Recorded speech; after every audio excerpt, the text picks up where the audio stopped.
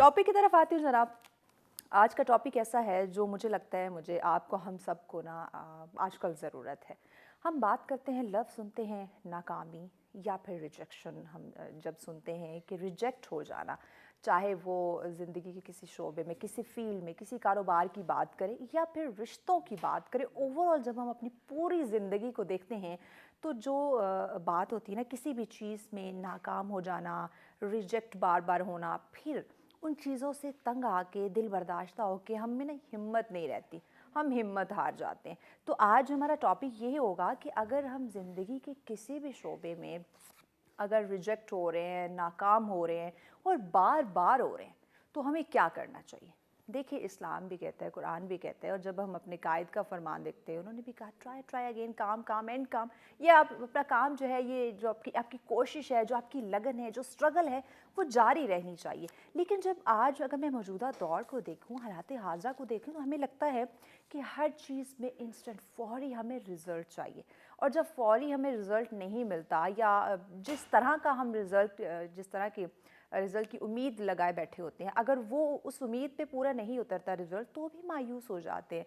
तो जनाब, आज का टॉपिक हम सब के लिए बहुत मुफीद साबित होने वाला है, क्योंकि ज़िंदगी में नाकामियाँ हम सबको उनका सामना करना पड़ता है। ऐसी बहुत सारी चीज़ें घरेलू मामलात में देखें, अगर हम अपने दफातर के मामलात में देखें, अपने बिजनेसेस में देखें, तो बहुत सारी चीज़ों का सामना करना पड़ता है जिसमें हमें नाकामी होती है। लेकिन उस नाकामी को कामयाबी में कैसे बदलना है, किस तरह से अपनी जो मेहनत है, अपनी जो स्ट्रगल है, उसमें एक तसलसल रखना है और आगे बढ़ते जाना है एक नेक नीति के साथ, मेहनत के साथ, किसी भी दबाव में या किसी भी प्रेशर में आपने नहीं आना। तो इसी पे बात करेंगे। इंतहाई अहम टॉपिक है। इस पे डिस्कशन के लिए हमें चाहिए एक मोटिवेशनल स्पीकर जो हमें प्रॉपर गाइड कर सकें। तो उन्होंने हमें ज्वाइन कर लिया जी। हमारे साथ है आमिर हबीब खटक। अस्सलाम वालेकुम। कैसे आमिर? ठीक ठाक, अल्लाह का शुक्र। आप कैसे? मैं ठीक ठाक। आमिर, बहुत शुक्र आपने वक्त दिया। हम बात कर रहे हैं ज़िंदगी के किसी भी शोबे नाकाम हो जाए तो क्या करना चाहिए। अच्छा, हम बचपन से एक चीज़ सुनते आ रहे हैं, बल्कि आज भी जो बड़े हैं वो एग्ज़ाम्पल देते हैं कि नाकामी कामयाबी की पहली सीढ़ी है। अब जब बंदा बार बार नाकाम हो रहा है, वो क्या करे, और ये रिजेक्शन की नाकामी आ क्यों रही है, इसकी जो बुनियादी जो बेसिक वजह है, जो आप समझते हैं कि अगर आज हम अपनी लाइफ में या किसी भी गोल को अचीव करने में नाकाम हो रहे हैं, तो बुनियादी बेसिक जो वजूहात हैं वो क्या आ रही हैं, कहाँ पे हम लैक कर रहे हैं। सबसे पहले तो मैं अप्रिशिएट करूंगा क्योंकि मैस मीडिया, सोशल मीडिया, हर जगह पे सिर्फ कामयाबी की बात हो रही है। रिजेक्शन की बात कोई भी नहीं कर रहा, ऐसे जो ही है। कि रूट कॉज। कामयाबी में बात तभी हो सकती है when you will be in a position कि आप रिजेक्शन को एक्सेप्ट कर सकें। एग्जैक्टली। एक्सपेक्टेशंस बहुत सारी बढ़ गई हैं लोगों की। बहुत। इतनी अपने आप से इतनी नहीं होती जितनी दूसरों से होती हैं। लाइक आपको अपना नहीं पता होता कि मैं ये कर पाऊंगा या नहीं कर पाऊंगा, बट यू एक्सपेक्ट कि दूसरे लोग आपके लिए ज़्यादा आपकी फेवर्स में रहें, आपकी खिदमत करें, या जितना आपने इन्वेस्ट किया उससे वो डबल हो, पैसा डबल वाला कॉन्सेप्ट चल रहा है कि एक्सपेक्टेशंस भी एग्जैक्टली, इसी बिल्कुल तरह बिल्कुल ऐसे ही कि। है। और दूसरा ये है कि स्पेशली डिजिटलाइजेशन होने की वजह से पहले हमें नहीं पता था कि ग्लोबल विलेज का कॉन्सेप्ट क्या है।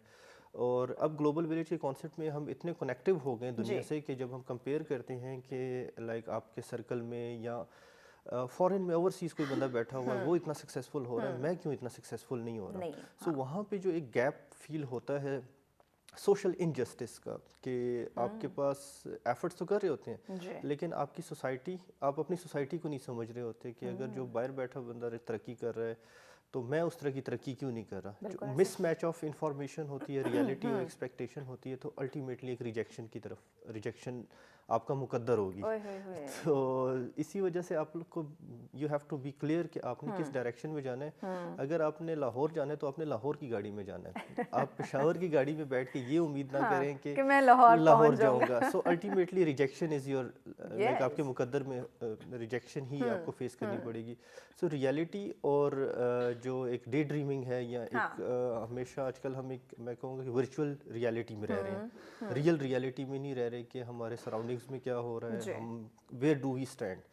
अगर आपको ये, अगर बीइंग पाकिस्तानी अगर हम बात करें, इलामा इकबाल की सारी पोइट्री को अगर आप एनालिसिस करें, कैसे पाकिस्तान मूवमेंट सक्सेसफुल हुई, उसमें एक ही पॉइंट था कि खुदी को कर बुलंद इतना। जी, खुदी को कर बुलंद इतना नहीं किया, लेकिन वांट कि अल्लाह ताला हमसे पूछे कि बता तेरी रज़ा क्या है। एग्जैक्टली, तो खुदी का जिक्र खुदी हुआ। का जब तक आपको सेल्फ अवेयरनेस नहीं होगी, खुदी आपका मैसेज क्लियर नहीं होगा, तो अल्टीमेटली रिजेक्शन आप पे फर्ज हो जाती है कि आपने लाजमी ही लाइफ में खुद को नहीं पहचाना ना, खुद को नहीं अपने आप को पहचाना। नहीं पहचाना। जिस तरह मैंने स्टार्ट में कहा कि लाइक आप खुद इतने इन्वेस्ट नहीं करते जितना एक्सपेक्ट कर रहे होते हैं। So like first you have to see yourself कि वेयर डू यू स्टैंड की उम्मीदों की भरमार। जी, और इसी कॉन्टेक्स्ट में जब वो मज़ीद चीज़ों को आप एग्जैजरेट करते हैं और रिवार्ड नहीं मिलता आपको इन रिटर्न, आपको कुछ नहीं मिलता, तो रिजेक्शन और होपलेसनेस और लाइक अब टीनेजर बच्चे हैं उनके आप सोशल मीडिया पे उनको देखें, डिप्रेशन और इस तरह के वो फैशन बन गया। और वो उसके बैकेट पे क्या हमारे मार्क्स स्टेटस सिंबल कि अगर आप डिप्रेशन है तो आप बड़े इलीट समझे जाते हैं, इलीट्स में शुमार होता है। हालांकि ये क्योंकि ये इलीट्स का एरिया है, क्योंकि वहाँ पे वो आइसोलेशन का शिकार हो जाते हैं, तो वो जो एक मिडिल क्लास या अंडर प्रिविलेज क्लास का बंदा है वो भी कहता है कि मुझे भी डिप्रेशन होना चाहिए। अच्छा आमिर, यहाँ पे ना दो तरह के इस वक्त मुझे लगता है मुआशरे में लोग पाए जा रहे हैं। एक तो वो जो कि करते कुछ नहीं है, लेकिन उनकी तवक्कुआत, उनकी उम्मीदें बहुत ज़्यादा है, या बहुत ज़्यादा सोचते हैं, या बहुत ही ज़्यादा मेहनत करने लग जाते हैं और अपने कहीं गोल से जो है ना वो इधर उधर हो जाते हैं। वहीं पे दूसरे लोग जो तंग नजरी या महदूद सोच रखने वाले हैं, तो ये दोनों चीज़ें जो है इसमें रुकावट जो आपकी कामयाबी में बन रही है, वो ज़्यादा किसको आप इसमें सबसे दोनों चीज़ें अपनी जगह पे इम्पोर्टेंट है, बट दोनों अपनी जगह पे उनकी एक वैल्यू या क्रेडिबिलिटी है कि दोनों आपको डिस्ट्रॉय करने में बराबर किरदार अदा करती हैं। लेकिन द थिंग इज़ दैट कि हसद जो है ना हमारे माशरे में, वो रिजेक्शन की एक बहुत बड़ी वजह है। क्योंकि अगर किसी को अल्लाह ताला ने नवाजा है तो वो आपसे लेके नहीं नवाजा, वो अल्लाह ताला ने अपने ख़जानों से नवाजा है उसे, उसने आपसे उसका कोई लेना देना नहीं है। सो अल्टीमेटली आप अल्लाह ताला से अपने हिस्से का मांगे, ना कि किसी और के हिस्से का। तो आपको रिजेक्शन वाला एलिमेंट आपको खुद ही समझ, आप जब आप इस चीज़ को एनालिसिस करेंगे यार मेरे अंदर क्या कमी है, तो हर किसी को पता होता है। अपने गिरबान में झांकने का जो मुहावरा है वो इसी वजह से है कि you should do self analysis कि वेयर डू यू स्टैंड। अगर आप इस चीज़ पे नहीं एम्फेसाइज करेंगे तो अल्टीमेटली आपको दूसरी की कामयाबी नज़र आएगी, लेकिन अपनी वीकनेसेस कभी नहीं नज़र आएंगी। और वो तंग नज़री का जो एलिमेंट है वो आपकी ज़िंदगी पे इतना छा जाएगा कि आप अगर कामयाबी आपका बिल्कुल राइट भी बनता है, 2+2 अगर आपके फेवर में बनता है, तो वो कभी 2+2 नहीं हो पाएंगे, वो कभी वो 5 ही रहेगा, फॉर एवर 5 ही रहेगा, क्योंकि आपने खुद ही एक विजन क्रिएट किया हुआ है। और उसी आप सोच के अंदर घूम रहे हैं, उसी में जी रहे हैं। मजीद भी हमें बात करते हैं, ब्रेक लेनी है। ब्रेक के बाद नाज़रीन मजीद भी जानते हैं कि अगर बार बार इंसान रिजेक्ट हो रहा है, बहुत सारे ऐसे नौजवान देखने में मिले हैं कि जो अगर उनकी पसंद की जॉब उन्हें नहीं मिलती या किसी अपनी पसंद की फील्ड से रिजेक्ट हो जाते हैं, इवन रिश्तों की बात करें वहाँ से रिजेक्शन का सामना करना पड़ता है, तो वो सुसाइड की तरफ चले जाते हैं, डिप्रेशन एंजाइटी का शिकार हो जाते हैं। तो इसका हल क्या हो सकता है, इस पर भी बात करेंगे, लेकिन इस शॉर्ट ब्रेक के बाद साथ रहिए।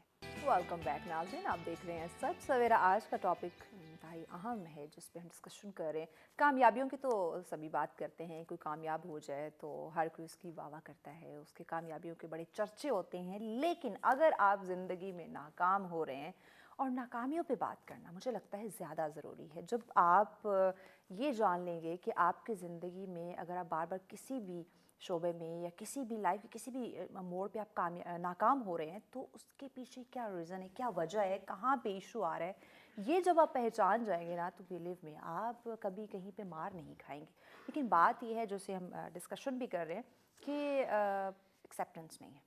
हम किसी चीज़ को कबूल करने के लिए तैयार नहीं है। अगर हम कहीं गलती कर रहे हैं, अपनी गलती तस्लीम नहीं करेंगे, कहीं हमसे कोई मिसहैप ऐसा हो भी गया है कि जिसकी वजह से हम नाकाम हो रहे हैं, तो हम बिल्कुल बात नहीं मानेंगे। ब्लेम गेम का सिलसिला शुरू हो जाएगा। अपनी बात, अपनी गलती, अपनी कोताही, अपनी लापरवाही हम दूसरों पर डालना शुरू कर देते हैं। और यही वजह है हमारे इस वक्त, अगर मैं नौजवानों की खासकर बात करूं, उनमें जो इस वक्त डिप्रेशन एंजाइटी का जो एक एलिमेंट पाया जा रहा है, या फिर सुसाइड की तरफ वो जा रहे हैं, दिल बर्दाश्ता हो रहे हैं, उसके पीछे यही वजह है।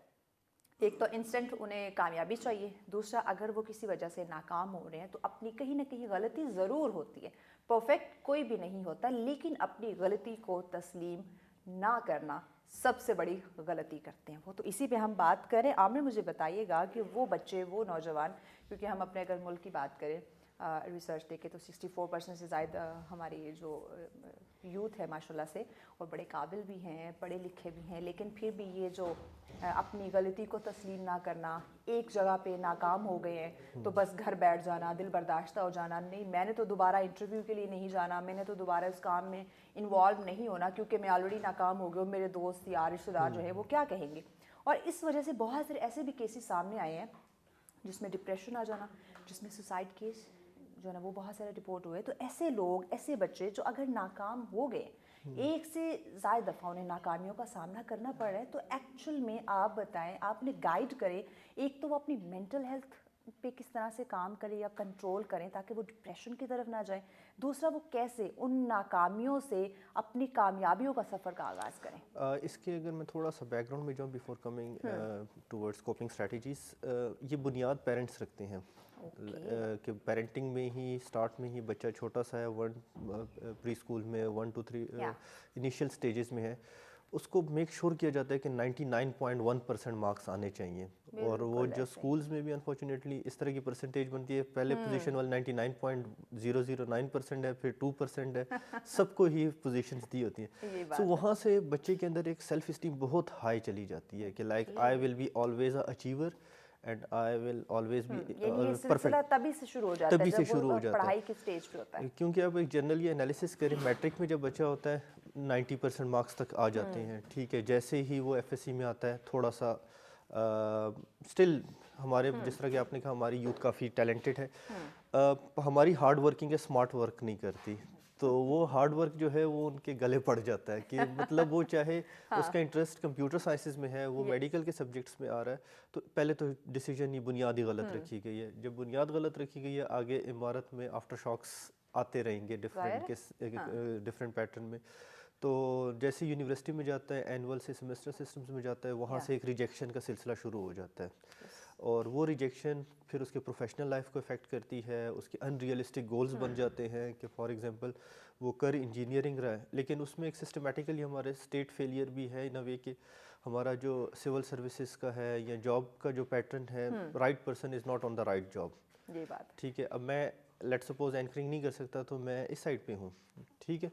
So the thing is that कि आपके डिफरेंट ऑफिसेज में उल्टे सीधे लोग बैठे हुए हैं, लाइक डॉक्टर जो बैठा हुआ है वो एडमिनिस्ट्रेशन कर रहा है, कोई और किसी और उसमें है और काम कुछ और। तो अल्टीमेटली एक तो ये है कि आपको फिर अनप्रोफेशनल या इररेलेवेंट लोग मिसलीड करेंगे, कंटिन्यूसली मिसलीडिंग करेंगे, आपको मोटिवेट करेंगे, मिसलीडिंग मोटिवेशन। अच्छा, वो मोटिवेशन की शक्ल, वो जो ढेर सारे मशवरे देने वाले आ जाते हैं, मिसलीडिंग मोटिवेशन होगी, तो फिर आप कहोगे ये बंदा ठीक कह रहा है, अगर इसने इस तरह सक्सेसफुल हुआ है तो अल्टीमेटली ये भी अगर मैं इसकी बातों पे चलूंगा तो, हालांकि उससे आप वो देखो कि वो खुद कहाँ खड़ा है। लेट्स सपोज अगर वो कामयाब हो, तो अगर वो बड़े बड़े मशवरे दे रहा है लेकिन खुद कहाँ स्टैंड कर रहा है। लेट्स सपोज अगर वो कामयाब हो भी गया किसी बात पे, तो इट्स नॉट फॉर एवरीवन, ठीक है, माइट भी उसके स्किल्स उस डोमेन में अच्छे हों। फॉर एग्जांपल अगर मैं किसी टॉपिक में अच्छा हूँ तो मेरे साथ जो मेरा दोस्त है वो उसका कोई और एक्सपर्टीज हो, कि अल्लाह ताला ने अपनी हर सिफ्त हर इंसान के अंदर एक एक रखी हुई है, तो कोई भी इंसान यूजलेस नहीं है। जस्ट द नीड इसके आपने सेल्फ रियलाइजेशन करनी है कि पहचानना है कि if I am good that thing, so ultimately मुझे भी इसी चीज़ में एक्सेल करना चाहिए, इसी चीज़ को मुझे अडॉप्ट करना चाहिए और उसी में मेहनत करें। लाइक अब सब्जेक्ट सिलेक्शन की बात कर लें या प्रोफेशन सिलेक्शन, कोई भी प्रोफेशन कोई भी सब्जेक्ट फजूल नहीं है। लाइक आप आर्ट सब्जेक्ट्स ले लें, आर्ट में भी बड़े बड़े नाम हैं हमारे पास। अगर आप इवन काफ़ी लोगों क्रिएटिव किस्म के होते हैं, इंटीरियर डिज़ाइनर, मतलब डिफरेंट फील्ड, हर फील्ड में एक्सपर्टीज होती है। अब आपको पता है कि आपके मुल्क में इंडस्ट्री नहीं है और आप इंजीनियरिंग करने जा रहे हैं, तो what will be the result? Unemployability बढ़ेगी, फियर ऑफ रिजेक्शन बढ़ेगी, तो फिर आप ये CSS और इन तरह की चीज़ों की तरफ आएंगे। और उनके आपने आउटकम रिसेंटली देख लिए कि क्या आउटकम हुए। जैसे आपने स्टार्ट में सुसाइड की बात की, it had resulted into suicides, achieve कर लिया, हार्ड वर्किंग कर लिया, but it resulted in a very worse उसके रिजल्ट्स निकले हैं। सो अल्टीमेटली आपको वहाँ पे एनर्जीज इन्वेस्ट करनी चाहिए जहाँ पे आपको पता हो कि रिवॉर्ड होगा, रिवॉर्ड आपको मिलेगा, लेकिन सही जगह मेहनत करने का। बिल्कुल। इवन कहते हैं चोर भी अगर मेहनत से चोरी करे ना तो उससे भी रिवार्ड मिलता है, तो वो भी उसमें बड़ा कामयाब हो चोर बन जाता सकता है। सो लाइक हर चीज़ में अगर हाँ। आप अच्छे काम में इन्वेस्टमेंट करेंगे रिवार्ड आपको मिलेगा। हाँ। लेकिन द थिंग इज दैट कि invest your energy in the right direction. बिल्कुल, यस। अगर आप राइट डायरेक्शन में नहीं है, रियलिस्टिक नहीं है, तो फेलियर आपको गिफ्ट मिलेगा। यस, फिर आप उसके लिए तैयार रहें। बिल्कुल तैयार हैं, लेकिन we are ready for success but not prepare for the failure and rejections. So अगर आपने फेलियर सक्सेसफुल होना है तो ये भी याद रखिएगा कि माइट भी रिजेक्शन हो, ठीक है। ऐसा ना हो कि इसके लिए भी आपने खुद को मेंटली कहते तौर पर हैं तैयार रखना है। Ready for prepare for the best, ready for the worst. अगर इस पैटर्न से आप चलेंगे in a right direction, again right direction, I am repeating this word again and again, क्योंकि एनर्जीज जी हाँ, राइट डायरेक्शन। राइट डायरेक्शन क्यों? क्योंकि आपको जब तक राइट डायरेक्शन में नहीं होंगे तो आप एनर्जीज इन्वेस्ट करें, अपने स्किल इन्वेस्ट करें, सब रिजेक्शन की तरफ आपको रिजेक्शन की तरफ वो कंडीशनड है। ठीक। अच्छा, कुछ लोग जल्दबाजी में बड़े फैसले लेते हैं। जल्दबाजी में इसलिए क्योंकि हमें शॉर्टकट पसंद है और हमें जल्दी जल्दी सक्सेसफुल होना है, रिजेक्शन की तरफ लेके जा सकता है। ऑब्वियसली, क्योंकि हर चीज़ अल्लाह ताला ने भी कायनात, अल्लाह ताला की हर चीज़ पे कादिर है, लेकिन उसने भी कायनात 7 दिनों में बनाई just to give a message to the humankind, अपने अशरफुल मखलूक़ात को, कि हर चीज़ का एक प्रोसेस होता है, you have to go through that. आप सडनली यूनिवर्सिटी स्टूडेंट नहीं बन जाते, आपको पूरा एक प्रोसेस करना पड़ता है। आप सडनली किसी प्रोफेशन में नहीं आ जाते, आपको स्टेप बाय स्टेप चलना। अगर आप उस स्टेप से डायरेक्ट आखिरी स्टेप पे छलांग मारेंगे तो आप बीच में खाई में किसी टाइम भी गिर सकते हैं। So you have to be well aware कि आप राइटली ही चीज़ों को आइडेंटिफाई करके उन्हीं को फॉलो करें। और शॉर्टकट किसी चीज़ के लिए नहीं होता, चाहे आपके पास फॉर एग्जांपल सब कुछ है, रिसोर्सेज हैं, कॉन्टेक्ट्स हैं, रेफरेंसेस हैं, सब कुछ है, लेकिन स्टिल एक प्रोसेस, आपको ड्यू प्रोसेस फॉलो करना पड़ता है। अगर आप ड्यू प्रोसेस को बाईपास करेंगे, माइट भी काम हो जाए लेकिन वो सस्टेनेबल नहीं होगा। सस्टेनेबिलिटी आपकी सक्सेस का जो एक रिजेक्शन का एक रीज़न होता है कि हम अनसस्टेनेबल सक्सेस की तरफ जाते हैं, कि भाई अगर फॉर एग्जांपल मैं किसी रेफरेंस से, सिफारिश से जॉब हो जाती है, लेकिन सरवाइव तो आपने खुद करना है, जो कि आजकल बहुत है। हाँ, तो आपने सरवाइव तो खुद करना है कि वहाँ सिफारिशी आपके साथ नहीं आएगा, वहाँ पे नहीं होगा। वहाँ पे जब आपको रिपोर्ट कोई टास्क दिया जाएगा और बॉस आपको कहेगा कि टास्क किधर है, तो वहाँ पे फिर आपका सिफारिशी बिल्कुल वो काम नहीं आएगा। फिर आप में जो स्किल है, जो काम आप कर रहे हैं, जो टारगेट दिया है वो अचीव किया या नहीं, वो फिर सामने अल्टीमेटली, क्योंकि जवाबदेही आपकी होनी है, अकाउंटेबिलिटी आपकी नहीं। वहाँ पे आप वहाँ पे पर्चियाँ नहीं ला सकते आप वहाँ पे आप अच्छा आमिर, देखने में आया कुछ लोग ये भी शिकायत करते हैं, गिला करते हैं कि हम तो हर मुमकिन कोशिश करते हैं कि बड़े इत्मीनान के साथ, बड़ी तसल्ली से, जल्दबाजी भी ना करें, जल्दी के फैसले भी ना करें, और इंस्टेंट रिजल्ट भी हमें नहीं चाहिए, बड़ी इत्मीनान के साथ अपनी एक फील्ड पे, अपनी लाइन पे चल रहे हैं, लेकिन फिर भी बार बार हम नाकाम हो रहे हैं। इसकी क्या रीज़न हो सकता है? हाँ, इसमें लाइक अगर मैं प्रोफेशनल कॉन्टेक्स्ट में बात करूँ तो फॉर एग्जांपल एक इंसान है, उसकी डिग्रीज भी उसके पास पूरी हैं, एक्सपीरियंस भी है, लेकिन वो जिस तरीके से वो फिश हंटिंग कर रहा है, शायद फिश इस साइड पे है और वो इस साइड पे हंटिंग कर रहा है, तो that what need to be addressed कि अगर आपने चीज़ के किसी गोल्स अचीव करने हैं तो उसका रास्ता भी आपको पता होना चाहिए। और जिस तरह हदीस का मफहूम है कि माँ की गोद से लेके कब्र तक इल्म हासिल करो। सो लेट्स सपोज अगर आपने ग्रेजुएशन मास्टर्स किसी प्रोग्राम में कर लिया है तो इट डजंट मीन्स कि you are all in all master, सच्ची मुची वाले मास्टर। हमें इस बात को मजीद आगे बढ़ाते ब्रेक लेनी है। ब्रेक के बाद बात करते हैं कि एजुकेशन की, जब तालीम के इल्म की बात करते हैं वो भी बहुत ज़्यादा ज़रूरी है। तो इस टॉपिक के हवाले से जहाँ हम कामयाबी और नाकामियों की बात करें, रिजेक्शन की बात करें, तो मज़ीद कुछ अहम पहलू, अहम पॉइंट आप लोगों के सामने रखते हैं, लेकिन इस ब्रेक के बाद साथ रहिए। वेलकम बैक नाज़रीन, आप देख रहे हैं सच सवेरा। आज का पहला टॉपिक जिसमें हम बात करें कि अगर आप ज़िंदगी के किसी शोबे में बार बार रिजेक्ट हो रहे हैं तो आपको क्या करना चाहिए, कैसे उन नाकामियों को कामयाबियों में आप बदल सकते हैं, लेकिन किस तरह से, किन असूलों को आपने मद्देनज़र रखना है, आपने किस तरह से, आप जिस पहलू की वजह से, जिस रवैये या जिस भी सिचुएशन की वजह से आप बार बार नाकाम हो रहे हैं, उस पर काम आपने कैसे करना है, कैसे ख़ुद को डिप्रेशन से बचाना है, ख़ासकर उसी पर बात करें। आमिर हमारे साथ है। आमिर, ये लास्ट सेगमेंट है आपके साथ हमारा इस टॉपिक का, तो मैं चाहूँगी कि आप हमारे उन लोगों को कुछ ऐसी बुनियादी चीज़ें बताएं जो कि अगर कोई अपना काम का आगाज़ करना चाह रहा है, कोई स्टूडेंट अभी जिसने अपनी डिग्री मुकम्मल की है वो अपनी प्रैक्टिकल लाइफ में आ रहा है, या फिर वो लोग जो अपनी प्रैक्टिकल लाइफ में हैं लेकिन बार बार उन्हें नाकामियों का सामना करना पड़ रहा है, लेकिन ना चाह कर भी वो उससे निकल नहीं पा रहे। तो कुछ ऐसी चीज़ें, ऐसे बुनियादी असूल, ऐसे टिप्स जो हैं वो उनको ज़रूर बताएं ताकि वो उन नाकामियों की वजह से अपनी ज़िंदगी को वहीं पे ख़त्म ना कर दें, महदूद ना कर दें, बल्कि उनसे सबक हासिल करके आगे तरक्की की राह पे गामज़न हो, कामयाबियों की तरफ बढ़ें। काफ़ी अच्छा क्वेश्चन है। जो पहले हम बात कर रहे थे कि इंसान को माँ के गोद से लेके कब्र तक इल्म हासिल करना चाहिए। द थिंग इज़ दैट कि अगर कोई ग्रेजुएट हो रहा है तो वो डिग्री उसे मिल रही है तो इट डजंट मीन कि वो उसमें ऑल इन ऑल सब कुछ लाइक मास्टर ऑफ ऑल बन गया।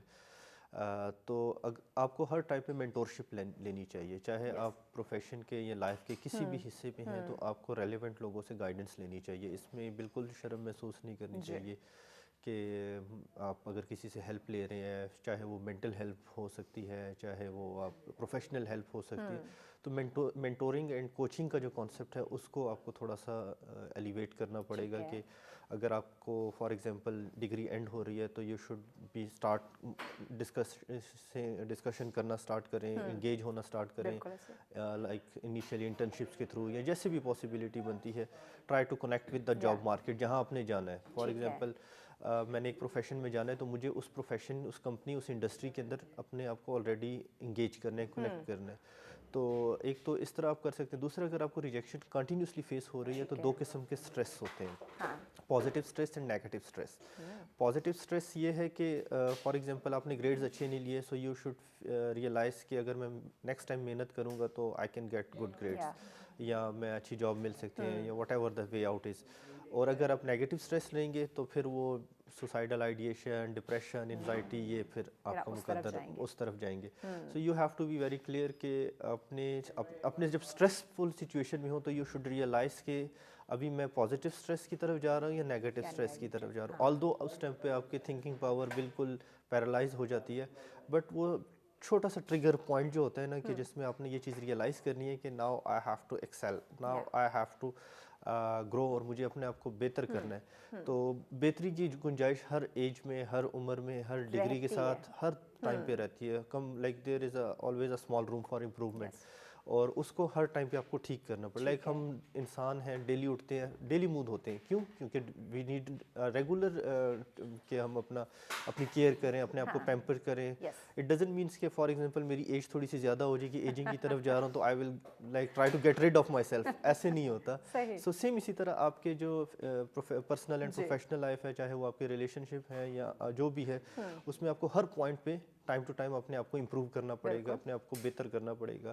और जहाँ पे आपको समझ ना आ रही हो पूछें, डिस्कस करें। क्वेश्चन करने में कोई क्वेश्चन स्टूपिड नहीं होता अगर आप राइट बंदे से पूछते हैं। बहुत अच्छी बात की, पूछना, सवाल करना, ये कोई इसमें वो कोताही नहीं है। लेकिन यहाँ पे भी मुझे लगता है कि हम में ही फॉल्ट आता है कि अगर मैं आमिर से पूछूंगी या मैं किसी और से बात करूंगी, वो कहेगी इसे पता नहीं, इतना पढ़ लिख गई है, इतनी बड़ी हो गई है, अभी भी ये लोगों से पूछ रही है, अभी भी मशवरे कर रही है, और हो सकता है वो मेरी इस ये जो एक मुझ में खामी पाई जा रही है, कमी पाई जा रही है, कहीं इसका मिसयूज़ ना करे, मुझे गलत मशवरा ना दे दे।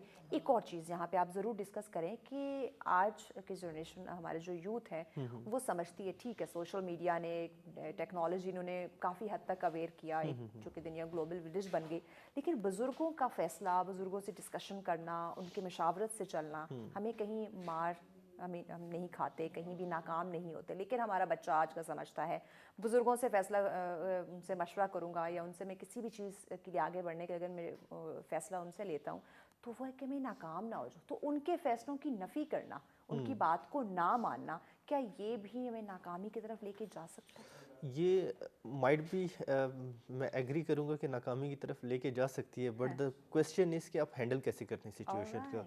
लाइक रिस्पेक्टेबल तरीके से डिसएग्री करने से कभी भी आपके बुजुर्ग ऑफेंड नहीं होंगे, क्योंकि generation gap is a reality, इससे आप डिनाई नहीं कर सकते, जो कि बुज़ुर्गों को भी समझना चाहिए। लेकिन बुज़ुर्ग भी अगर नहीं समझ रहे तो you should B that much like आपके इतने कम्युनिकेशन स्किल्स होने चाहिए कि आप उस सिचुएशन को विन विन सिचुएशन में लेके जाएं। क्योंकि ऑब्वियसली आप आउट ऑफ द बॉक्स चीज़ कर रहे होते हैं, क्योंकि इस टाइम की यूथ जो कर रही है वो आउट ऑफ द बॉक्स, कभी 9 to 5 जॉब के अलावा कॉन्सेप्ट सोचा ही नहीं था कि घर से बैठ के बच्चा घर ऐसे ही है चलाएगा। कि ऑनलाइन भी हो हाँ, सकता है ऑनलाइन कुछ। फ्रीलांसिंग, घर से बैठ के ये सारे अपने मामलात चलाएगा। सो सिमिलरली आपको थोड़ा सा रिस्पेक्ट का एलिमेंट रख के, अगर आप डिसएग्री करते हैं या डिसएग्री नहीं भी करते, आधी बात उनकी माने आधी अपनी करें।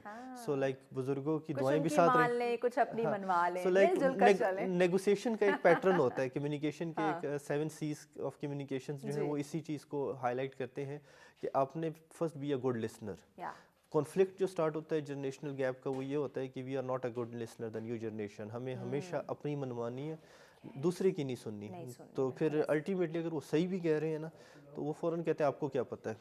यस, ठीक है। आपको क्या पता, आप तो पुराने हाँ, ख्यालात के पुराने हैं। उस टाइम पे ना सोशल मीडिया था, ना कुछ ग्लोबल कनेक्टिविटी यस, नहीं थी।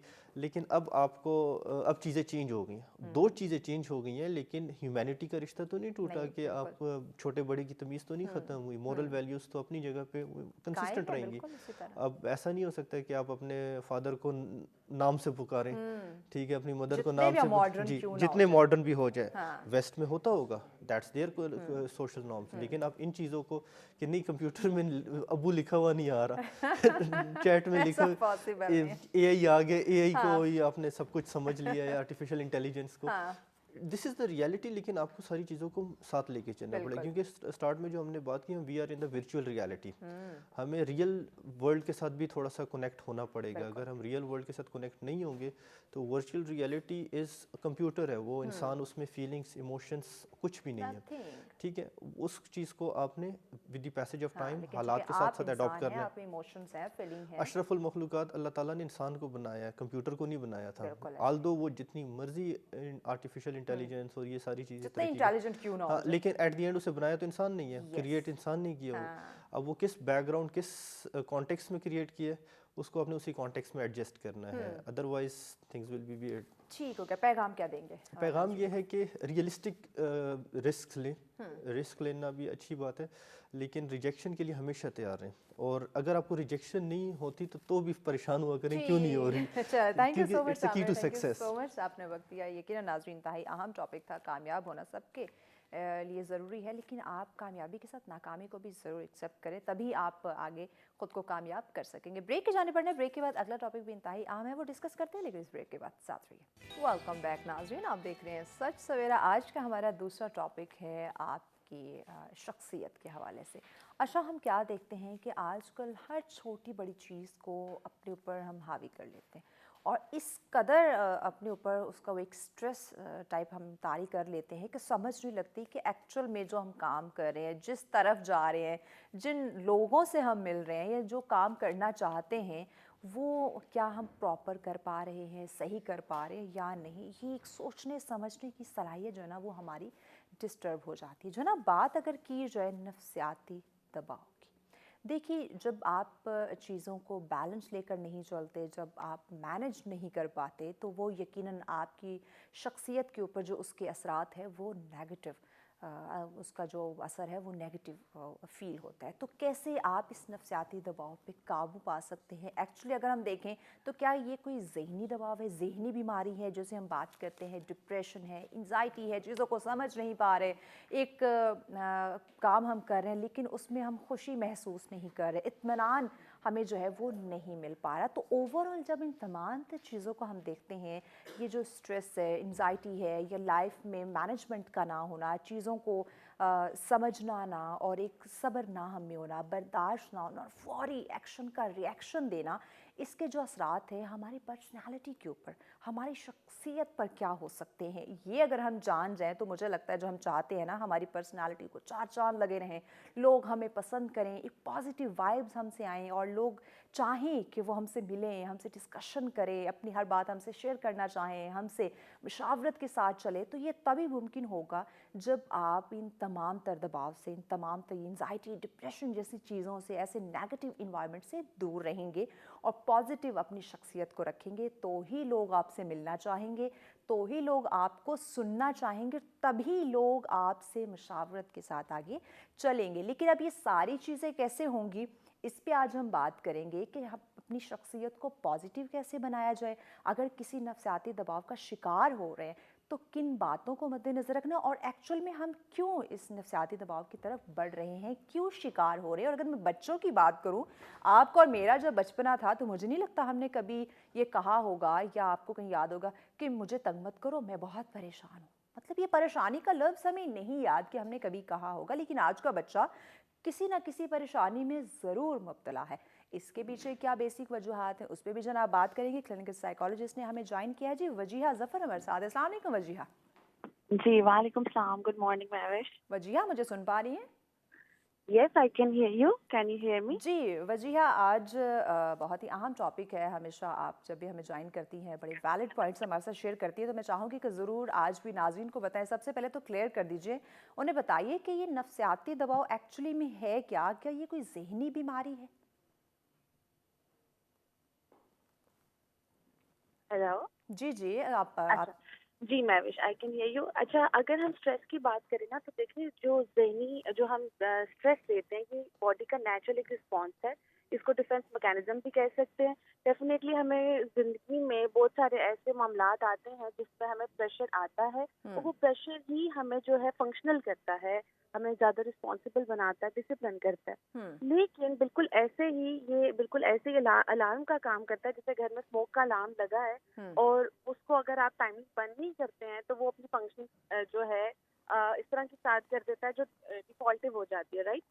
तो हमारी बॉडी में ऐसे जो स्ट्रेस की वजह से जो है हमारी बॉडी, कुछ लोगों का हार्ट रेट तेज हो जाता है, एंजाइटी हो जाती है, ये फिर आपकी अडेप्टिव डिजीजेस में जाना शुरू हो जाती है। जैसे कुछ लोगों की दिल की बीमारी हो जाती है, कैंसर की भी अब ये चीज कहा जा रहा है कि अच्छा। जो है स्ट्रेस की रीजंस होती हैं, जो लोग बहुत ज्यादा स्ट्रेस लेते हैं। हम्म। अब डाइट के अलावा जो मोस्ट इम्पॉर्टेंट चीज, हम स्ट्रेस की जो बात कर रहे हैं, स्ट्रेस एक नॉर्मल हद तक हम सबको जिंदगी में ना उसकी जरूरत होती है। ठीक है। लेकिन अगर हम स्ट्रेस को बहुत ज्यादा, हर छोटी छोटी बात का स्ट्रेस लेने लग जाएं और हम हर चीज को जो है अब प्रेशर में लेना शुरू कर दें, तो उससे बॉडी का ये अलर्ट जो जोन है ना, वो स्टार्ट हो जाता है। अब अलर्ट जोन में जब बॉडी आती है तो डिफरेंट डिजीजेस की तरफ जाती है, जिसमें आपने पूछा कि कोई बीमारी है। हाँ। ये स्ट्रेस फिर हमारी बीमारी की शक्ल ले लेता है। क्यों लेता है? क्योंकि हम स्ट्रेस को हैंडल नहीं कर पाते हैं। अच्छा, इसकी जो बेसिक जो बुनियादी अलामात है वो क्या हैं, कि अगर कोई कुछ ऐसी तब्दीली हमारी बॉडी में, हमारे रवैये में हो, तो हम समझ जाएं कि कहीं हम इस स्ट्रेस का, ये नफसियाती दबाव की हम बात करें, इस बीमारी का कहीं हम शिकार तो नहीं हो रहे। तो बेसिक अलामात इसकी क्या होती हैं? हाँ, ये बहुत इम्पोर्टेंट है क्योंकि यूजली लोग इसको मिसटिप कर रहे होते हैं। सबसे इम्पोर्टेंट चीज़ ये है कि जब आपको लग रहा है कि आपको ज़रा सा स्ट्रेस आता है तो आपके फिजिकल सिम्टम्स आना शुरू हो जाते हैं। सर में दर्द होना, बेचैनी होना, नींद ना आना, हार्ट रेट तेज हो जाना, पल्पिटेशंस होना, इस तरह के सिम्टम्स बॉडी, अगर आपको सोमैटिक सिम्टम्स आ रहे हैं तो ये एक बहुत बड़ा सिम्टम है, ठीक है, बॉडी सोमैटिक सिम्टम। नंबर 2, आपकी हैंडलिंग पुअर हो रही है। आप कह रहे हैं कि मेरा ब्रेन फॉगिंग हो रही है, मुझे समझ ही नहीं आ रहा मैं क्या करूं, सॉल्यूशंस की तरफ नहीं आ पा रहे, डिसीजंस नहीं ले पा रहे। ये भी सबसे बड़ा सिम्टम है कि आप ज़हनी बीमारी का शिकार हो रहे हैं स्ट्रेस की वजह से। ठीक है। नंबर 3, आपके मूड, सबसे इम्पोर्टेंट, आपको आपके मूड इफेक्ट हो रहे हैं, आपको चिड़चिड़ापन आ रहा है, गुस्सा आ रहा है, छोटी छोटी बातों पे जो है आपकी मिस हैंडलिंग हो रही है, घर में आपकी नाचाकियां हो रही हैं। ये तीसरा सिम्टम ये आ गया। फोर्थ पे आता है कि आपकी ओवरऑल फंक्शनैलिटी जब खराब होना शुरू हो जाए, आपका खाने को दिल नहीं कर रहा, आपका सोने को दिल नहीं कर रहा, आपका कहीं जाने को दिल नहीं कर रहा, आपका अपने काम पे जाने को दिल नहीं कर रूटीन रहा, डिस्टर्ब हो रही है। यस, रूटीन डिस्टर्ब हो रही है, ये सबसे मेजर सिम्टम है। ये साइन है कि, और ये कंटिन्यूसली हो रहा है, ठीक है, कभी कभी साइन पर नहीं दिल करता, चिड़चिड़ापन होता है। ये जो मैं चारों चीजें बता रही हूँ, इनकी जो ड्यूरेशन है वो अगर ज्यादा हो रही है और फ्रिक्वेंसी इसकी ज्यादा है, फ्रिक्वेंटली हो रही है और इंटेंसिटी ये बढ़ी है, 1-2 दिन से अगर ज्यादा ये एक मुसलसल ये सिलसिला चल रहा है, तो यकीनन फिर इस पे सोचने की बात है। यस, ये सिम्टम्स है जी। अच्छा, इसके ओवरऑल ये जितने भी आपने सिम्टम्स बताए हैं, या ये नफसियाती दबाव, ये स्ट्रेस, डिप्रेशन है, अगर इसको बर वक्त इसकी तशखीस ना हो, अलामात में हम ये जितने भी आपने बताई चीज़ें, इस पर अगर फोकस नहीं करते, तो ये हमारी पर्सनालिटी, हमारी शख्सियत पर इसके क्या असरात मरतब हो सकते हैं? ये हमारी शख्सियत पे देखें बहुत नेगेटिव असर मरतब करते हैं। कैसे? हम एक तो अपनी जिंदगी से तो आजिज होते हैं, हम अपने लिए तो तंग हो रहे होते हैं, हम दूसरों के लिए भी बड़े क्रिटिकल होना शुरू हो जाते हैं, हम नेगेटिव चीजें पिक करना शुरू कर देते हैं, हम बच्चों की तरबियत में जो है बहुत सारी बेसिक चीजों को इग्नोर करने लग जाते हैं। हम अच्छा। पार्टनर हैं तो पार्टनरशिप में जो है बहुत ज़्यादा चिड़चिड़ापन और ऑलराइट। चीज़ों के सॉल्यूशंस पाने की बजाय हमारी लड़ाइयाँ बहुत होने लगती हैं। इसके अलावा सबसे इम्पोर्टेंट चीज़ जो आपने कहा ना कि इसका सबसे बड़ा नुकसान क्या है, इसका नुकसान ये कि आप ज़िंदगी को एंजॉय नहीं कर पाते, ज़िंदगी की चीज़ों को। देखिए ऑलरेडी ज़िंदगी में बहुत सारी चीज़ें होती हैं, हाँ। राइट? उसके लिए हेल्दी ब्रेन और हेल्दी बॉडी का होना बहुत ज़रूरी है। हम्म। जब आप ज़हनी तौर पे ही स्ट्रेस का शिकार हैं और ज़हनी दबाव का शिकार है और मुसलसल हैं, आप उसको हैंडल ही नहीं कर पा रहे, हम्म। उससे क्या होगा कि वो चीज़ आपकी ज़ात का हिस्सा बनने लग जाएगी। वो चिड़चिड़ापन आपकी ज़ात का हिस्सा बनने लग जाएगा और आपको ये डिफरेंस करना नहीं आएगा कि क्या ये तो मेरा यानी मूड कि है ये या ये मेरी खतरनाक साबित हो पर्सनैलिटी। सकती है आपकी लाइफ के लिए। जी महविश, ये बहुत ज़्यादा खतरनाक साबित हो सकती है। जैसे कोई बीमारी है ना, जब आप उसका इलाज नहीं करते हम्म। तो वो और मुख्तलिफ बीमारियों में तब्दील हो जाती है। हम्म। तो ये ज़हनी ये जो हम तनाव का शिकार है, अगर आप इसका इलाज नहीं करते, ये और बहुत सारे मसाइल को जन्म देती है। हम्म। और जैसे मज़ीद अगर मसाइल की बात करें, फॉर एग्जांपल क्या ऐसा और मज़ीद क्या हो सकता है? मसाइल की अगर हम बात करें, उसमें देखिए हम नॉर्मल जो डे टू डे हमारी लाइफस्टाइल में हमारे डिसीजंस होते हैं, हम्म। हम उनमें जो है डिसीजंस को देख नहीं पाते, मसलों की जड़ तक नहीं जा पाते हैं। हम्म। हम हमारा ओवरऑल जो है ना स्पैन जो है, फोकस फोकस स्पैन, क्लाइंट्स अक्सर आते हैं, ये कंप्लेन रिपोर्ट करते हैं कि हमसे फोकस नहीं हो रहा, हमें चीज़ें भूलने लग गई हैं, अच्छा। हमें जो है याद ही नहीं रहती हैं चीज़ें कि हमने क्या प्लान किया था। अच्छा, ये फिर आजकल काफ़ी टीनेजर्स बच्चे हैं या यंगस्टर्स की बात करूँ, ऐसे मेरे सराउंडिंग में कुछ बच्चियाँ हैं जिनसे ये मैंने बात सुनी है कि आजकल हम चीज़ें बहुत भूल रही हैं, हमें याद नहीं रहता, बात करते करते भूल जाना, या काम करे थोड़ी देर बाद क्या हमने करना था वो हम भूल जाती हैं।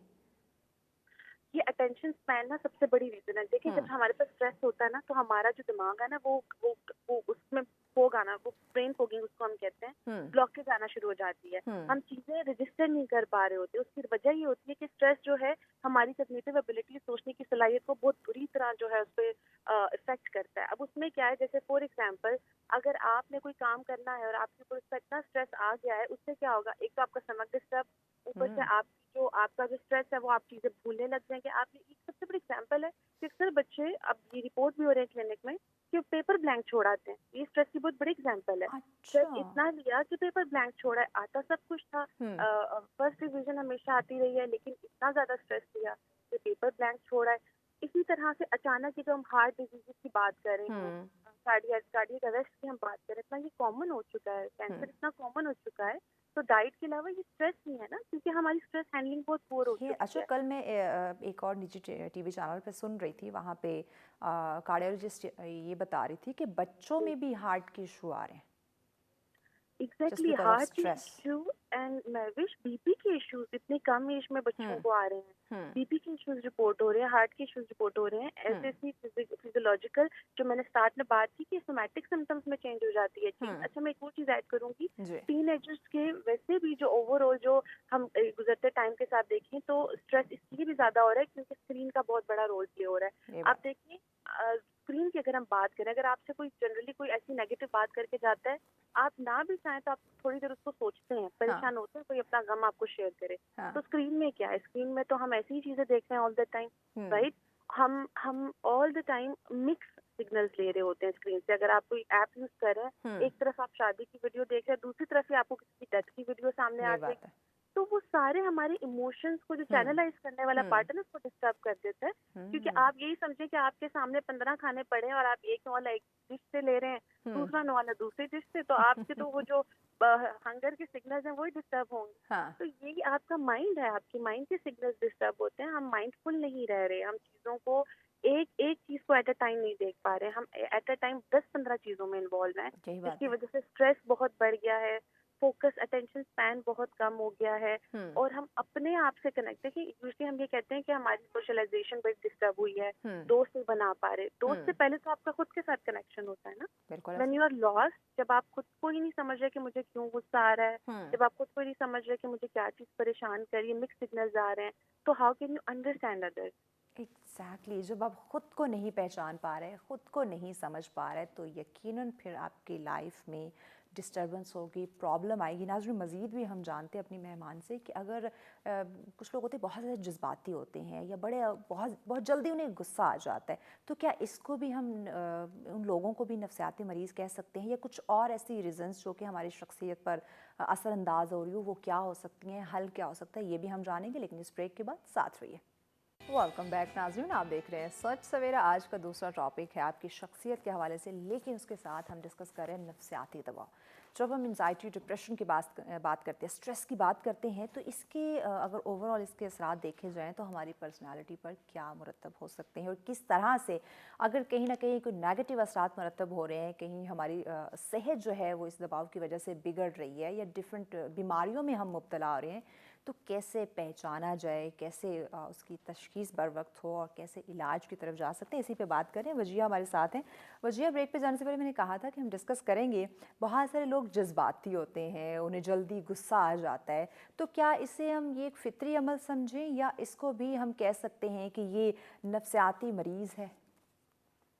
अच्छा महविश, इसमें मिक्स्ड जो है अप्रोच होती है। एक तो ये पर्सनालिटी भी होती है, दूसरा ये कि कुछ लोगों के ज़िंदगी में ऐसे मामलात होते हैं कि उन्होंने सीख ले लिया होता है कि गुस्से से जो कंट्रोल लेना है, या कंट्रोल ना भी सही, अपनी बात मनवानी है, ये चीज़ सॉर्ट आउट करना है, राइट। क्योंकि वो उनको अगर कुछ कुछ लोग ऐसे होते हैं जिनको चाइल्डहुड से ही कहा जाता है कि वो वेरी शाय और ये तो इसमें कॉन्फिडेंस नहीं है, तो ऐसे लोग फिर लर्न करना सीख जाते हैं एंगर को एज अ डिफेंस। तो वो उन अपनी बात को मनवाने के लिए एंगर को शो करते हैं, कि एंगर को as a coping mechanism use करते हैं।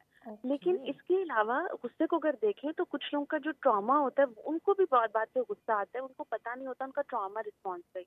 लाइक फॉर एग्जांपल, कुछ हालात की वजह से जो कॉम्प्लिकेशंस क्रिएट हो जाते हैं। यस, हालात की वजह से जो कॉम्प्लिकेशंस आई हैं, उनकी वजह से भी आपके अंदर वो चीज फीड हो जाती है कि आपको गुस्सा आ रहा है। इसके अलावा कुछ लोग जो हैं ओवरऑल जो है जो गुस्सा है उसको समझते हैं अच्छा, वो समझते हैं कि गुस्सा ना करना एक बुरी अलामत है। अब उस अच्छा समझने में वो अब्यूजिव भी हो जाते हैं। इंटेंसिटी, देखिए एंगर एक नॉर्मल हेल्दी इमोशन है, ठीक है, लेकिन इंटेंसिटी, जैसे स्ट्रेस की मैंने बात की, स्ट्रेस जरूरत से ज्यादा होगा तो आप अडेप्टिव डिजीजेज में चले जाएंगे। सेम इसी तरह से अगर आप गुस्सा जरूरत से ज्यादा करेंगे, इंपॉर्टेंट चीज, गुस्सा और नफरत आपकी अपनी बॉडी को पहले डैमेज करता है। बिल्कुल ऐसे। सबसे पहले वो आपको खुद डैमेज करेगा, उसके बाद आता है डैमेज जो आपके सामने वाला है या आपके जो भी आपके सर्कल की, उस गुस्से के सर्कल के अंदर आ रहा है, फिर वो डैमेज होगा, फिर रिश्ते डैमेज होंगे।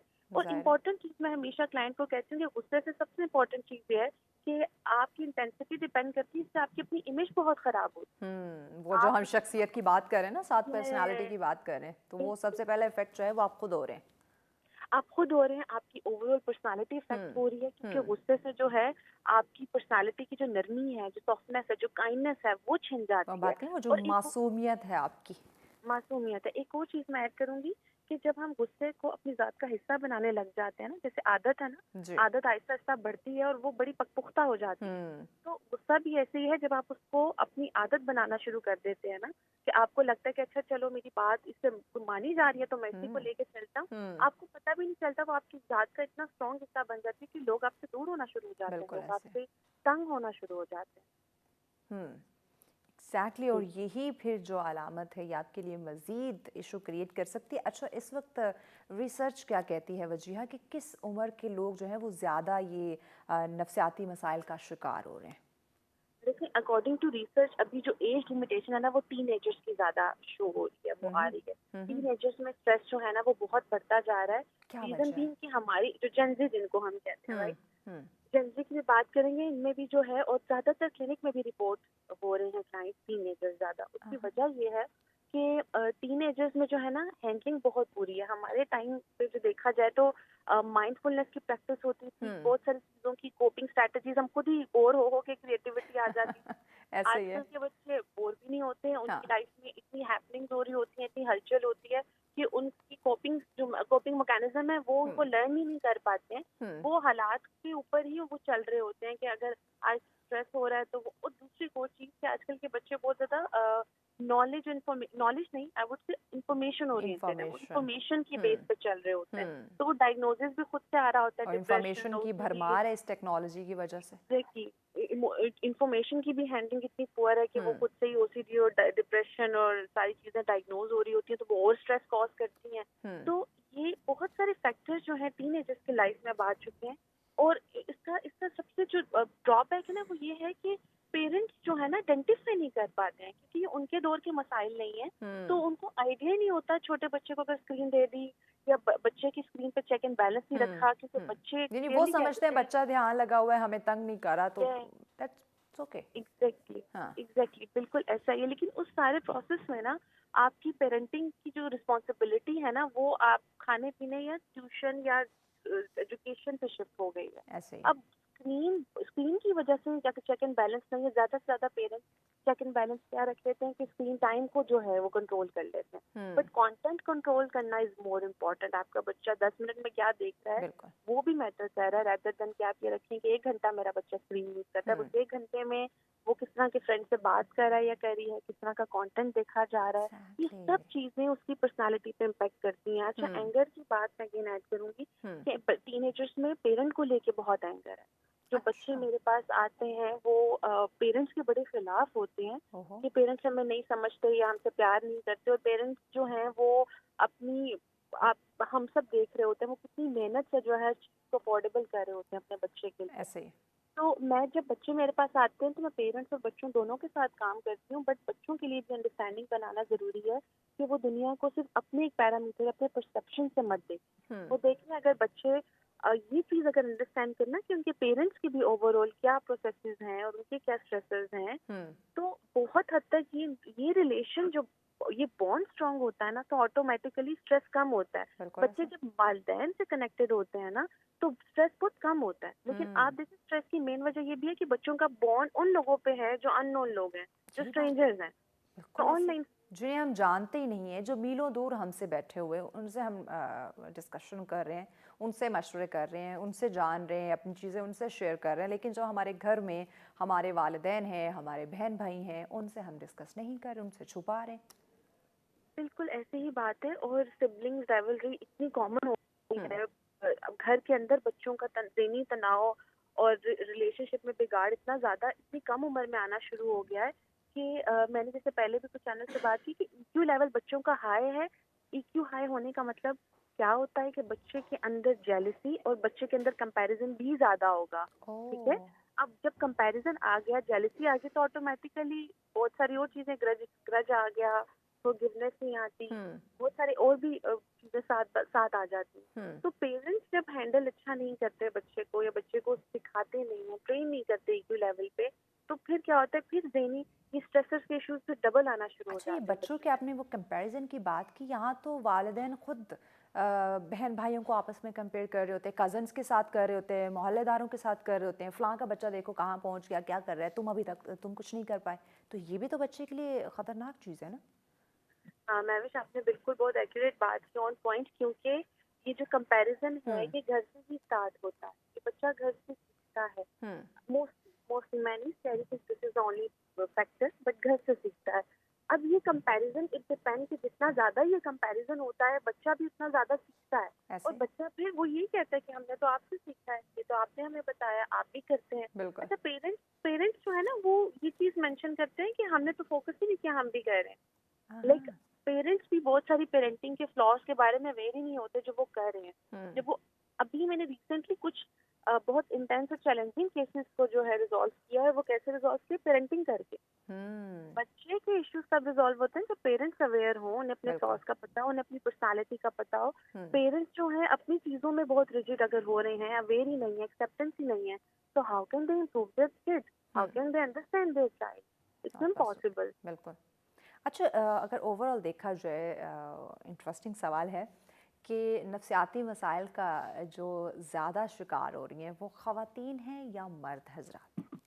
अच्छा, ज्यादातर जो रिसर्च भी और जो केसेस भी रिपोर्ट हो रहे हैं वो फीमेल हैं, ख़वातीन हैं। उसकी वजह ये है कि अच्छा, वजह ये ब्रेक के बाद इस पे इन डिटेल बात करते हैं, क्योंकि अहम भी ये बात है, अहम सवाल भी है कि इस वक्त अगर ख़वातीन की बात हो रही है तो क्यों ख़वातीन ज़्यादा नफ्सियाती मसाइल का शिकार हो रही हैं, कैसे उसको हल किया जा सकता है, किन बातों को हम मद्देनज़र रखें, इस पर नाज़रीन इन डिटेल बात करते हैं। लेकिन इस ब्रेक के बाद साथ रहिए।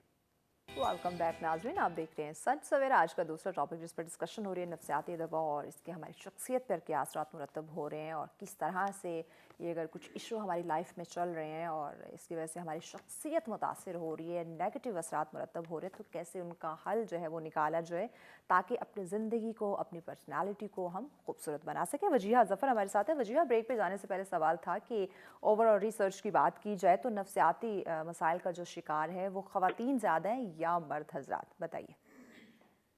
अच्छा, जो ज़हनी स्ट्रेस का बात करें ना, ज़हनी तनाव का शिकार ख़वातीन ज़्यादा हैं। अब वो क्यों है? क्योंकि इसमें देखिए अभी गुजरते वक्त के साथ डबल स्ट्रेस, अर्निंग का भी और घर की चीज़ों का भी, एक तो घर की रिस्पॉन्सिबिलिटीज़ का भी।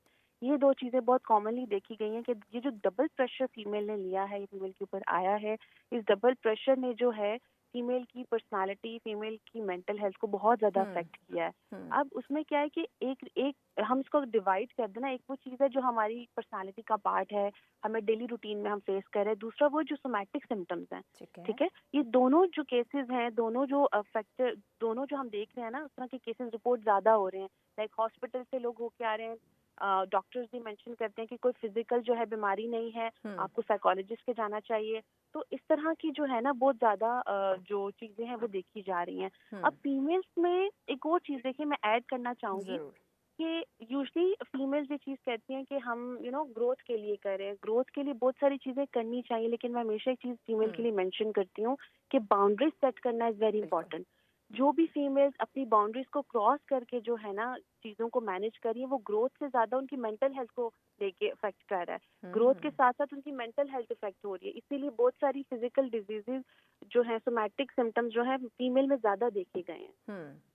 तो अगर इसको हल करना जो है, इसका एक सलूशन वो भी ज़रूरी है, क्योंकि अगर ख़वातीन ने काम करना है, घर भी संभालना है, ज़रूरी हो चुका है इन हालात में, लेकिन अब इसका कोई अल्टरनेट, कोई हल कि वो तमाम तर काम तो करें लेकिन मी टाइम, अपने ऊपर तवज्जो देना, अपना ख्याल रखना भी ज़रूरी है।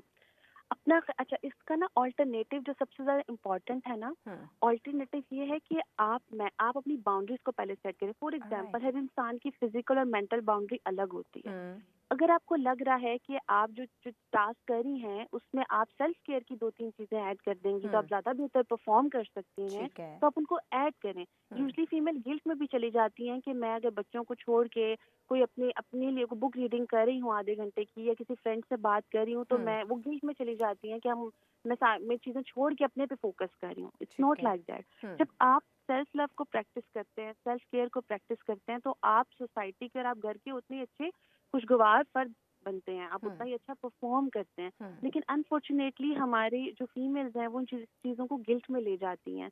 तो यहाँ पे ऑल्टरनेटिव ये है कि देखें, जैसे आपने मेंशन किया कि बहुत सारी चीजें हैं हमारे कंट्रोल में नहीं होती, हमें वक्त के साथ उनको लेके चलना पड़ता है, लेकिन उन सब चीजों में जी यकीनन उन सब चीज़ों में जो है वो अपने आप को फोकस कर पे तवज्जो देना ये भी बहुत ज़्यादा ज़रूरी होता है। लेकिन कैसे जो है वो ज़रूरी रखा जाए, कैसे अपने आप को, ख़ासकर अगर मैं कहूँ कि अपनी शख्सियत को, अपनी हेल्थ को कैसे ज़रूरी बनाया जा सकता है, कैसे वैल्यू दी जा सकती है, ये जानना बड़ा ज़रूरी है। और मुझे लगता है हम तमाम तर काम तो करते हैं, अगर हम ऑफ़िस की बात करें 9 to 5 जॉब करेंगे, बड़े दिल लगा के करेंगे, लेकिन अपने ऊपर हम तवज्जो नहीं दे सकेंगे। वजह एक और बात बताइएगा कि ये जो नफ्सियाती मसाइल का शिकार हैं लोग, इनके फेस पे हमेशा एक उदासी, एक मायूसी सी जो है ना वो छाई रहती है, क्यों? इसको दूर कैसे किया जाए? क्योंकि हर इंसान को खुश रहने का, खुशी जाहिर करने का भी हक है। यस, उदासी की बात करें तो इसमें स्ट्रेस के अंदर कुछ लोगों के डिप्रेशन के भी सिम्टम्स आते हैं, लेकिन वो डायग्नोज करने से पहले आपको पूरा क्राइटेरिया देखना होता है, प्रोफेशनल के पास जाना होता है। नंबर 2, स्ट्रेस के अंदर देखिए सबसे पहली चीज क्या अफेक्ट होती है, आपका मूड। जब हम स्ट्रेस में है ना तो हम उदास रहना शुरू होंगे, हमारे चेहरे के तासुरात बता देते हैं, राइट। कुछ लोगों के चेहरे ही जो बहुत ज्यादा स्ट्रेस लेते हैं उनके चेहरे के तासुरात बता देते हैं, उनकी स्माइल जो है वो पहचानी जाती है कि यानी कि fake smile. Yes, fake smile उसमें लग रहा होता है। हम पूछ भी लेते हैं दोस्त से, टोन हमारी चेंज हो जाती है, हमारी जो एक एनर्जी होती है वो डाउन हो जाती है, हमारा लेजी सा रहना शुरू कर देते हैं, उस तरह से एक्टिव नहीं होते।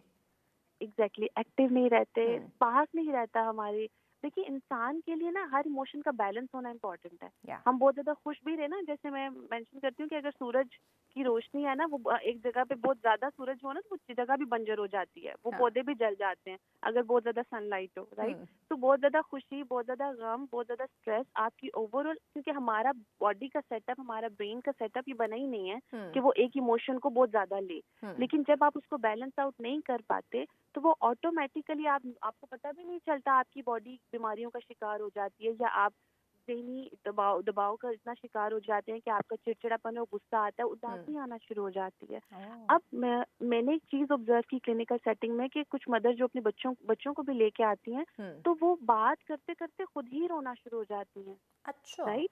वो बड़ी नॉर्मल बात हो रही होती है, लेकिन हाँ उसमें क्योंकि साइकोलॉजिस्ट के साथ साथ जब आप होते हैं तो वो ऑटोमेटिकली आपके इमोशनल कनेक्शंस होते हैं। बट मैंने चीज नोट की है कि हार्डली 10 मिनट्स की भी कम्युनिकेशन होगी तो मदर्स के क्राइंग स्पेल्स आ जाएंगे, या इमोशनली उनका वो इवेंट आउट हो जाएगा।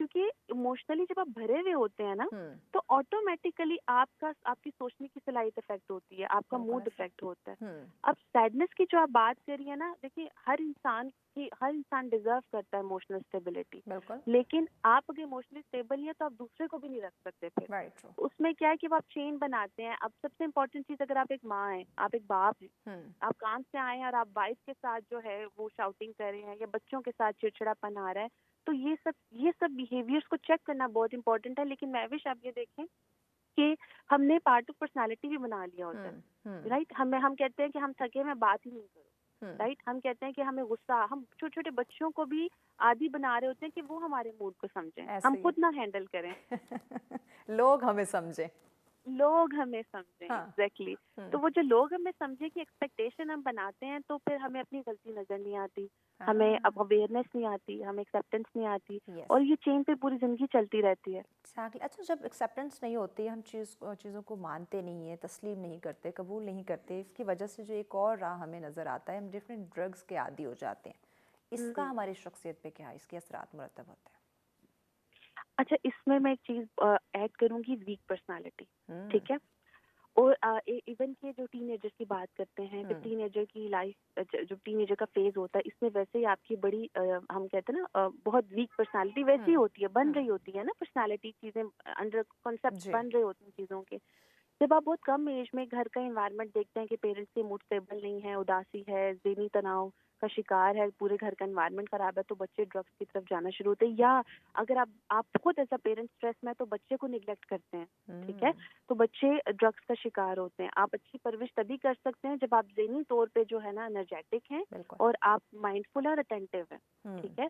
अब ज़हनी दबाव की वजह से, एंगर की वजह से, सैडनेस की वजह से आपके बच्चे निगलेक्ट हुए, ड्रग में गए, इवन के Mahvish, I am really sorry but extra marital affairs बहुत कॉमन हो चुके हैं, इतने रिपोर्ट हो रहे हैं, इस तरह के बहुत सारे इश्यूज जो हैं, जो अब आने वाले वक्त के साथ साथ हम देख रहे हैं, अलार्मिंग सिचुएशन वजीहा अगर ये चीज़ें बढ़ती गई तो एग्जैक्टली तो बहुत सारी ऐसी चीजों का हम शिकार हो रहे हैं, क्योंकि जो कमजोर, जो वीक माइंड होता है ना, वो बहुत सारा, वो प्रोन होता है बहुत सारी ऐसी चीजों की तरफ जो कि नेगेटिव है, बिल्कुल जो कि उसकी अपनी सेहत के लिए अच्छी नहीं है। तो ये बहुत सारी चीजें कॉमन अपनी शख्सियत, अपनी लाइफ, अपनी खुशी, ओवरऑल उसकी ज़िंदगी के लिए वो मुफीद नहीं है। बिल्कुल ऐसा ही है, बिल्कुल ऐसा ही है। ठीक, अच्छा ओवरऑल जितने भी इश्यूज़ का हम जिक्र कर रहे हैं, जिन भी ये नफ्सियाती मसाइल का हम तज़किरा कर रहे हैं, क्या ये तमाम तर चीज़ें, ये रवैये, ये काबिल इलाज हैं या फिर इसी तरह से ये सिलसिला चलता रहेगा, कंट्रोल नहीं होगा? अच्छा, ये जो आपने पॉइंट रेज किया ना काबिल इलाज, देखिए फिजिकल कोई बीमारी हो ना, तो उस पर हम उसका इलाज डॉक्टर पे छोड़ देते हैं कि डॉक्टर को ही पता है, वो ही देखे, ठीक है। लेकिन ये जो नफ्सियाती इलाज की मैं बात करती हूँ ना, इसमें जो साइकोलॉजिस्ट या साइकियाट्रिस्ट होते हैं ना, स्पेशली साइकोलॉजिस्ट, वो डिपेंड कर रहे होते हैं अपने क्लाइंट के ऊपर। हम ट्रीटमेंट ही नहीं कर सकते अगर हमारे क्लाइंट के अंदर एक्सेप्टेंस और अवेयरनेस नहीं है। हमारे बेसिक 2 स्टेप्स हैं। तो ज़हनी तनाव का शिकार या ज़हनी बीमारियां जितनी भी हैं, अगर हम डिसऑर्डर से निकल जाएं, बहुत सारे ऐसे डिसऑर्डर्स हैं जिनमें मेडिसिन की बहुत जरूरत पड़ती है, लेकिन हम जनरल स्ट्रेस की बात करें तो इन डिप्रेशन एंजाइटी की, तो इसमें आपको खुद ये समझना है, अगर आप एंजाइटी या डिप्रेशन का शिकार हैं, कि आपको पहले खुद अवेयरनेस लानी है कि मुझे इसमें से निकलना है। सही, यानी आपका इलाज खुद से, आप अपने आप से उसका आगाज कर सकते हैं इलाज का। एग्जैक्टली बिल्कुल ऐसा ही है। उसका आगाज़ होता ही आपकी अपनी ज़ात से है, आपकी अपनी विल पावर से है और आपकी अपनी एक्सेप्टेंस से है। सही। अगर मैं ये कह रही हूँ कि मैं इसमें से निकल नहीं सकती हूँ और मुझे अगर कोई साइकोलॉजिस्ट के जाके मुझे साइकोलॉजिस्ट होप भी दे रहा है, मुझे मेरे इर्द-गिर्द के लोग उम्मीद भी दे रहे हैं कि नहीं इस तरह भी हो सकता है, लेकिन मैं कंप्लेन कर रही हूँ या मैं विक्टिम अपने आप को समझ हुँ, रही हूँ, तो ये mindset it's a trap.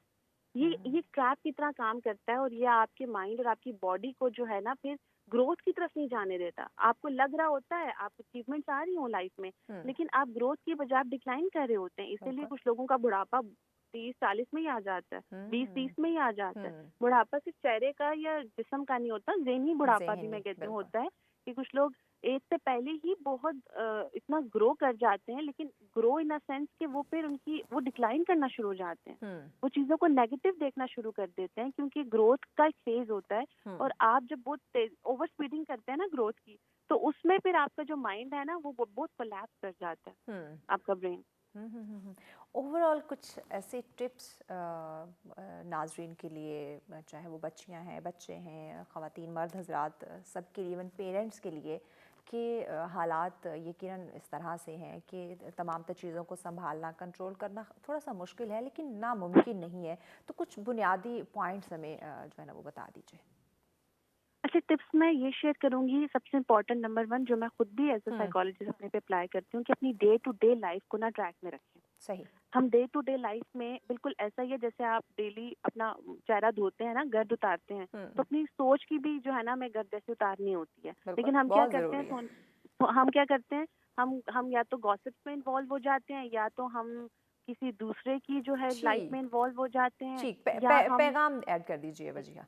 Yes, पैगाम में ये ऐड करूँगी कि डे टू डे लाइफ में जो है आप अपनी चेक एंड बैलेंस रखें ठीक और है। डिसिप्लिन रखें हाँ, ताकि आपको आइडिया हो कि आपकी लाइफ तो की ज़िंदगी डायरेक्शन वैसे ही क्या है। खूबसूरत हो जाएगी। बहुत शुक्रिया वजीहा, आपने हमें वक्त दिए इतने अहम टॉपिक पे। यकीनन नाज़रीन, अगर आप ज़िंदगी को खूबसूरत बनाना चाहते हैं, डिफरेंट मसाइल से ख़ुद को दूर रखना चाहते हैं, तो ये आपके अपने हाथ में है। आप ख़ुद को वैल्यू दें, अपना ख्याल रखें, पॉजिटिव रहें, चीज़ों को मैनेज करके चलें, तो लाइफ यकीनन खूबसूरत है और इसकी हकीकी खुशियों को आप इंजॉय कर सकेंगे। इसी पैगाम के साथ इजाज़त दीजिए। अल्लाह निगहबान।